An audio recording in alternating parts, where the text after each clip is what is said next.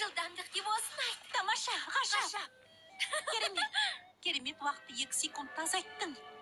Жасөспірімдердің тау шаңғысынан өтетін жарысында жеңесің. Қыздар, рахмет. Жаурап қалдыңдар ғой. Ыстық шоколад жеміз бе? Иә, жеміз. Мия, есіңде болсын, жүлдені алғанда мақтанып кетпе. Мақтанбаған сыңай танытуды үйретем. Адамдар не тұр?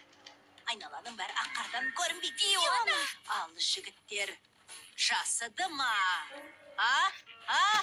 Жігіттер жасыды ма? Жоқ. Жоқ, жасыған жоқ. Бірақ қатты әлсіреді.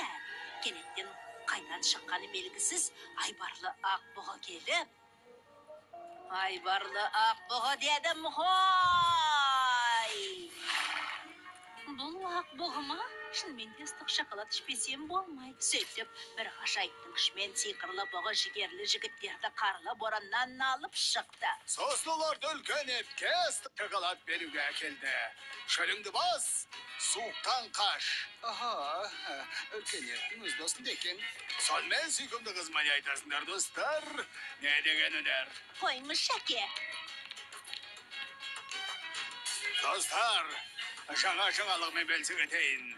Ағыз қысқа қажетті керемет дәм